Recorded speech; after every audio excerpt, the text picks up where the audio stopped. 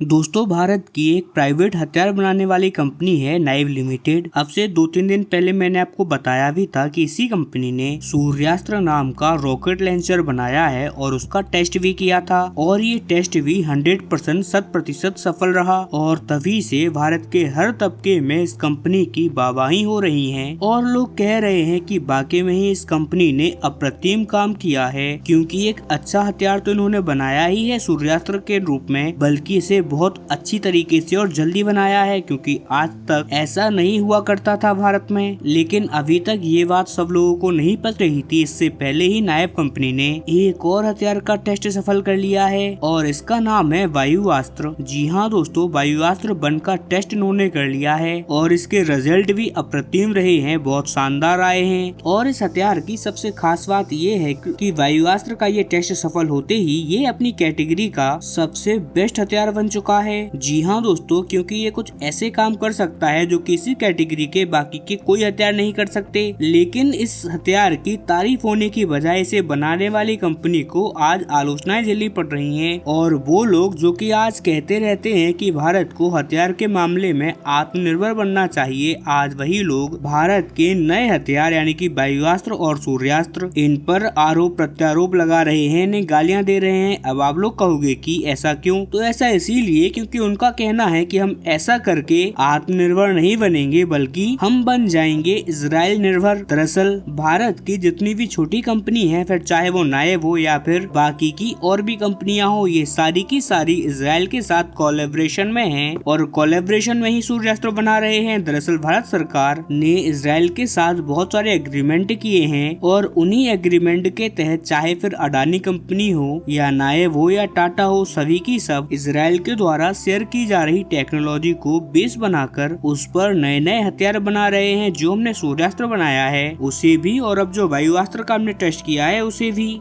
ये सारे के सारे वेपन्स इजरायली टेक्नोलॉजी को आधार बनाकर बनाए गए हैं। यहाँ पर लोगों का कहना ये है कि ये सारी कंपनियां गलत कर रही हैं, इन्हें सारा का सारा काम खुद करना चाहिए था, एकदम स्क्रैप से नए हथियार बनाने चाहिए, क्योंकि दूसरी कंपनियों की टेक्नोलॉजी लेना बहुत गलत है। हालांकि ये लोग वही हैं जो कि राफेल की $43 बिलियन की डील लेने के पक्ष में हैं। भले ही फिर राफेल के लिए हमें सोर्स कोड ना मिल रहा हो, हमें उसकी टेक्नोलॉजी नहीं मिल रही हो, इन लोगों को उससे कोई फर्क नहीं पड़ रहा। बस ये चाहते हैं कि हम 43 बिलियन के राफेल परचेज कर लें और कुछ बिलियन के F-35 खरीद लें और रूस से Su-57 भी परचेज कर लें। कुल मिलाकर ये इस बात के पक्ष में तो हैं कि हम दुनिया से दूसरे हथियारों को परचेज करें, लेकिन समझ नहीं आ रहा इन लोगों को इजराइल से क्या एलर्जी है। ये लोग चाहते हैं कि भारत कुछ भी करे, किसी भी हथियार, किसी भी देश का कोई भी हथियार ले, लेकिन इजराइल से टेक्नोलॉजी ना ले। लेकिन ये तमाम डिफेंस एक्सपर्ट को ये बात समझ नहीं आ रही कि ये कंपनियां अभी बहुत छोटी हैं। अगर ये दूसरे देशों की टेक्नोलॉजी को आधार बनाकर अपने हथियार बनाती हैं, तो इनकी कमाई के बाद जब इनके पास पैसा आ जाएगा पर्याप्त, तभी तो ये रिसर्च कर पाएंगी और रिसर्च करके अपने खुद के नए हथियारों को डेवलप कर पाएंगी। इसीलिए इनकी आलोचनाएं करने से अच्छा है कि हम इन्हें सपोर्ट करें। और यही कारण है कि आज इतनी आलोचनाओं के बावजूद भी भारत सरकार के जितने भी लीडर्स हैं या फिर भारतीय सेनाओं के जितने भी जनरल्स हैं, वो न केवल इन कंपनियों की वाहवाही कर रहे हैं, बल्कि इनके हथियारों को परचेज भी कर रहे हैं। जी हाँ दोस्तों, इनको खरीदने के लिए इन्हें प्रोत्साहन भी दिया जा रहा है। लेकिन दोस्तों चलो, हमने इतना सब तो जान लिया, लेकिन आज जो हमारा वायुआस्त्र हथियार टेस्ट हुआ है उसके बारे में हमने नहीं जाना, तो चलिए हम उसके बारे में भी जान लेते हैं। देखिए,